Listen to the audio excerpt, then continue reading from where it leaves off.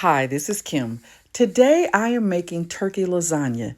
Now, I prepare meals for my parents 2 days a week on Sundays and Thursdays, either Wednesday or Thursday, depending on if I'm going to go to prayer meeting that day.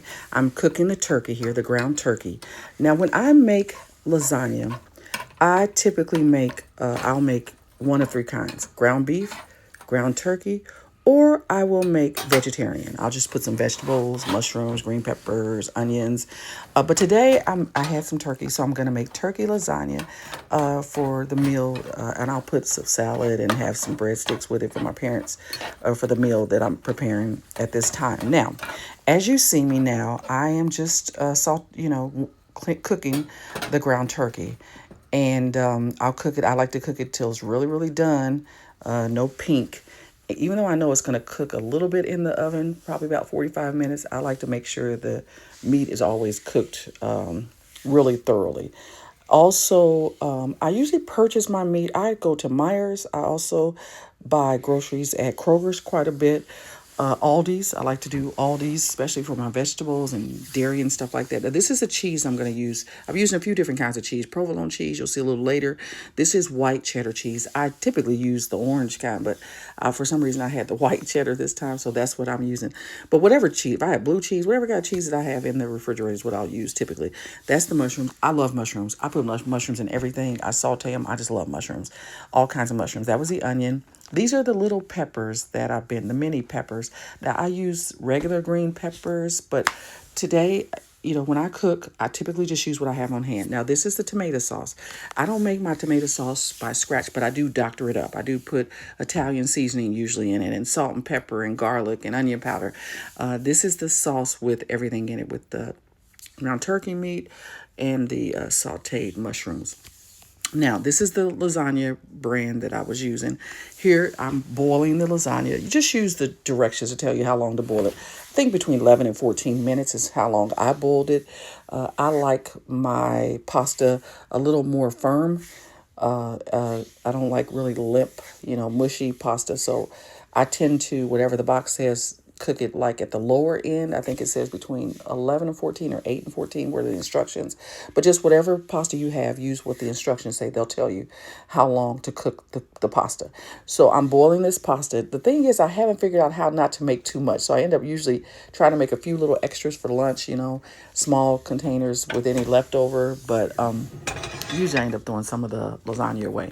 Now I crisscross it. I do one layer lengthwise, and then the next layer will be vertical. And here you see me putting the sauce on it.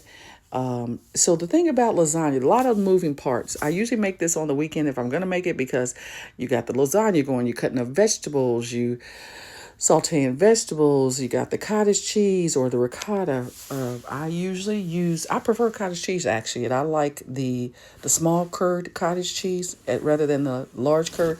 I don't like a lot of cottage cheese, to be quite honest with you, but I always put cottage cheese. I've tried ricotta. I don't like the taste of it, the consistency of it, so that's kind of how that goes. So now I'm just cutting up the vegetables. I have a Prepology chopper.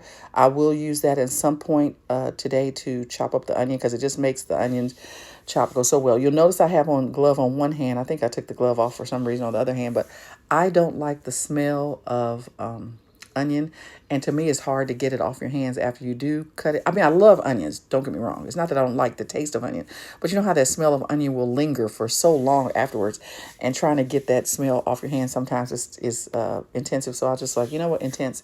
I'm just like, just put some gloves on when you cut, but it's kind of harder to cut with the gloves on, so I don't know. But somebody told me yesterday the Bath and Body Works lemon, I don't know if it's the hand soap or if they have dish soap, that will just get the onion off your hand instantly. So when I get some of that, I'm going to share that with you guys. But that was a tip somebody told me yesterday, that'll get the onion smell right off your hand. I know vinegar, I think, will get it off. But then you got the vinegar smell. And then lemon juice, I think, will get it off as well. But they say that, I think it's Bath and Body Works lemon, either hand soap or if they have dishwashing liquid, will take that onion smell right off. Now, here are some of the spices. I did not use Italian seasoning this time, just because I was kind of rushing this particular day. As you know, you use lots of different spices. You got all these vegetables. You're cutting and you're sauteing and you're boiling. And on this particular day, I was rushing, so I did not put Italian seasoning in, but usually I do. That's what I like about cooking. You can customize it. It still tastes great. You could put seasoned salt, or you could put regular salt. You could put ground pepper, or you could put seasoned ground pepper. There's just so many different ways you could do it to your taste. Now, this is that prepology, I call it a gadget that a friend gave me for Christmas. My friend Letitia gave it to me. And I think I've told you in the past when I used it in past videos that at first when she gave it to me, because she sends me so much stuff. She's a friend. She lives in Philadelphia, one of my best friends. And she is always sending things. And so a lot of times I'll just put it up because I'm like, well, I don't even know why she sent me this. But if has something that works really well, or we talk about it on the phone, she'll just send it to me. She's wonderful about stuff like that. I try to keep up with her, but I'm not as good sending things. But anyway, at one point she sent me this, and I say to myself, I'm not a gadget person, because I'm lazy in that sense. These gadgets, you got to clean them. They have all these nooks and crannies. I'd rather just have a saucepan, a cutting board, and a knife, and just. But until I tried this prepology thing, I don't even know where she got it from. She shops at home, H HSN or those kinds of things. So I suspect she probably got it from there. But when I remembered, I'm like, man, it does make cutting and slicing and dicing so much easier.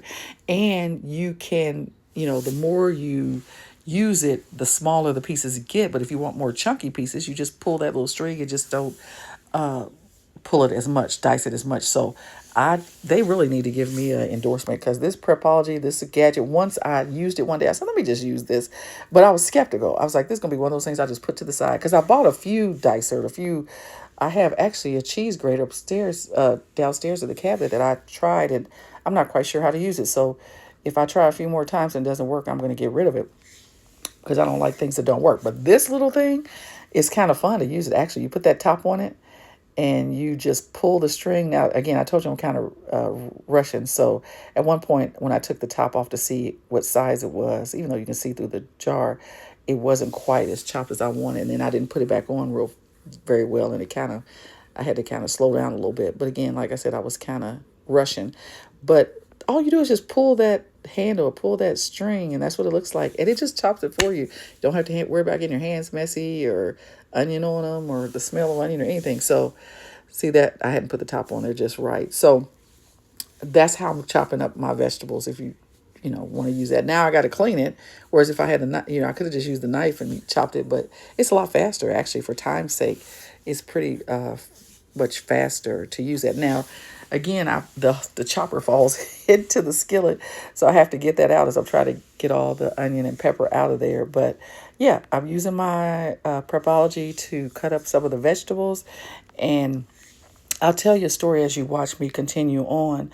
My mom is the one who taught us to cook. There's 5 girls in our family, 5 young ladies and sisters, and we all can cook.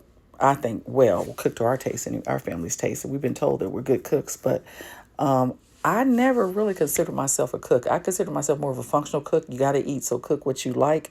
But as the years are going on, I kind of feel like I'm channeling my mom lately, because I'm making pots of beans.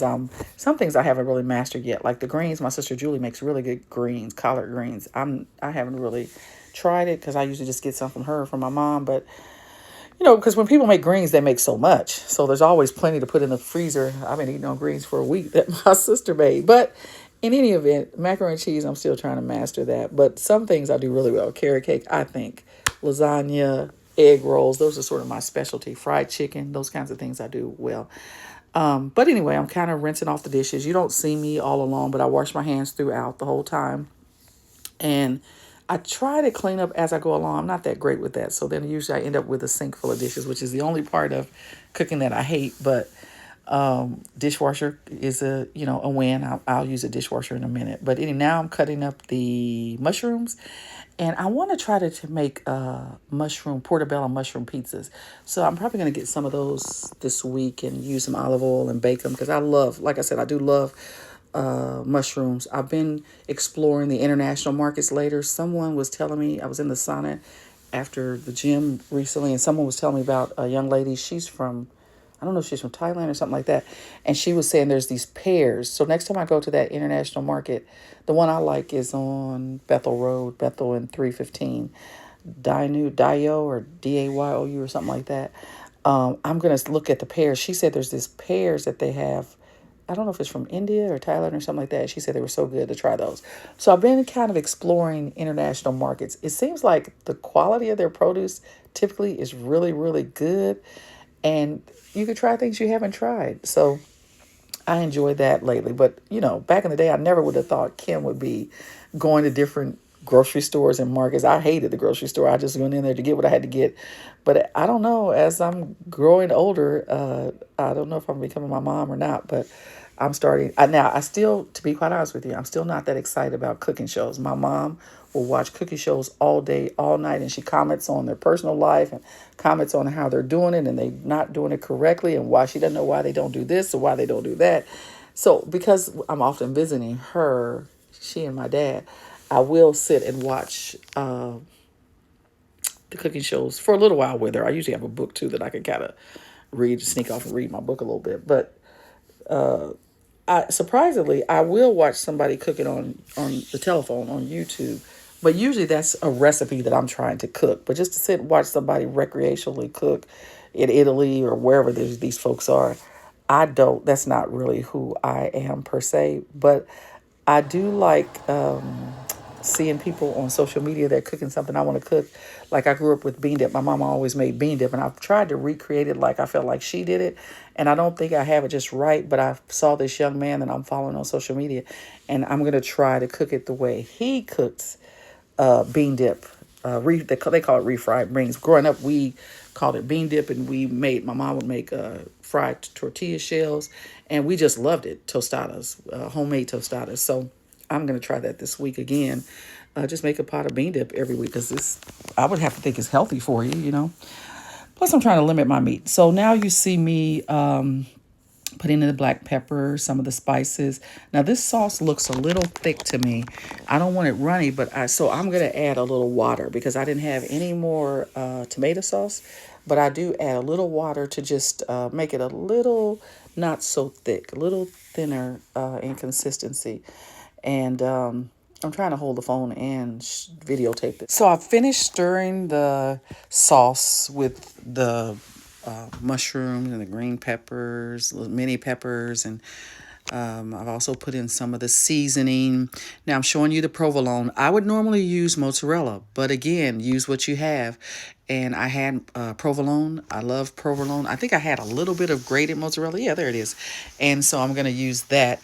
And for as I layer. Now here's the cottage cheese that I use, the small curd cottage cheese. And I'll mix it up a little bit. You know how when you get the cottage cheese, sometimes there's a little bit of liquid at the top. So I like to mix that up. But anyway, we're getting ready now to start the layering, which is, to me, the most satisfying part of making lasagna. Because you got all that, work out of the way, all of the prep work out of the way. As you see now, I'm putting the lasagna in the casserole dish. I'm doing it vertically or horizontally. I guess I'm putting it in there the first layer, but it doesn't matter how you layer it. That's just what I prefer to do. And I try to kind of get a little bit of the water off as I'm putting it in there so it's not, it doesn't transfer to the casserole dish. You probably should use some tongs. As you can see, I just use my hands. And then also I'm going to cut, because sometimes you have to use a knife or scissors if you have, which I do have, but I didn't use them. Cut the lasagna strips into the length to fit the bowl of what you're trying to do. So that's what I've been doing now, is just layering the lasagna. I have to wipe my hands off a little bit, and because I've been sticking them in that pot. Now, I'm just sort of organizing everything. Sorry for my hand there. And I'm going to start. I got to sort of put everything close. The whole, it kind of feels like an orchestra putting all the pieces together when you're cooking. So I find myself trying to move. I had to move the sauce move the pan over a little closer because I didn't want to drip sauce all the way across the counter. Now I'm just layering the sauce. I'm putting on the ground turkey tomato sauce is the first base. I don't know what an Italian or whoever created these meals would say which layer should be first, but I typically do the sauce first. I'll do the lasagna, then I do the sauce. Then the next layer I probably will do is the cottage cheese, and that's because, remember, I only do one layer of cottage cheese. I don't really like cottage cheese by itself, but I like it as a part of my lasagna, and I think it makes the lasagna better. But the first layer I'm going to put is the sauce. See those mushrooms? Now, you can buy tomato sauce with mushrooms in them, but for some reason, I don't prefer that. I prefer to put my own mushrooms in there. I like lots of cheese. So now I'm putting a layer of that mozzarella cheese. Even though I've seasoned the sauce, sometimes I'll even add more seasons as I make the layer. So I'm putting some of the mozzarella cheese and some of the cheddar cheese on the first layer. If you don't like a lot of cheese, now if you see now, I'm putting some pepper on here as well. But we've already seasoned the sauce. And typically I season the meat too. But so whatever your, threshold is for seasoning, I just like it to be well seasoned. Now I'm getting the next layer of a lasagna. Sometimes the lasagna sticks together. I have to look online to see how you can stop it from sticking together. I just pull it apart. But I'm also going to cut it with a knife because it's going to be too long for the vertical part of the crisscross. So see, that's a smaller piece that must have just broken off as it was cooking. Sometimes those look like strips, but there are a couple of small pieces, and so now I'm going to layer them vertically across the horizontal pieces. And then the next layer, I probably, let me see what I do. I don't know if I'm going to put some more sauce first or if I'll put the cottage cheese next. But I like lots of sauce, lots of cheese. And the second layer is always the cottage cheese because I don't want that too close to the top. I want that sort of marinating and mix it up all in the bottom of the casserole dish. So because I only have one hand, you guys, I'm having trouble with this lasagna. I think I had to put the phone down to actually tear it apart. But that's what it looks like. And I'm sort of organizing I'm probably also going to put a long one along that. And I'm putting some more seasoning on it, more pepper. I like lots of pepper. But I like to make sure it's covered. So I'll probably put a longer piece along that. See along that top of the page, there's a gap there. But first I'm putting this cottage cheese on there.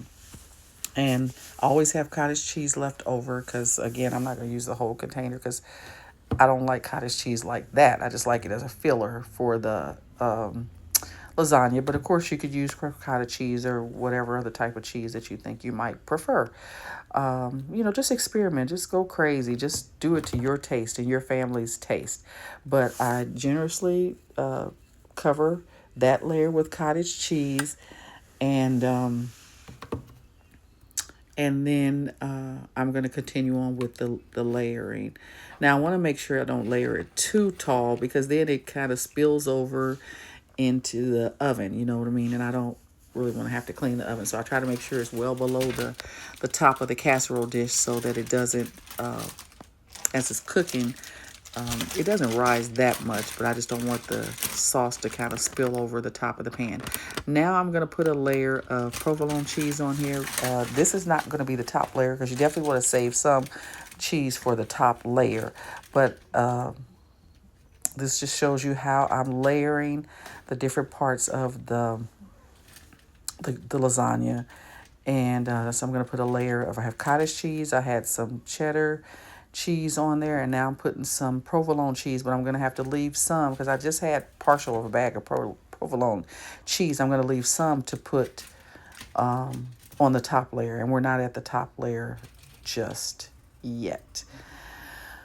So now I have more sauce, and I'm going to layer another layer of sauce, and after the lasagna, I put another layer of lasagna on top of the cheese. See, now I'm putting the sauce on there again.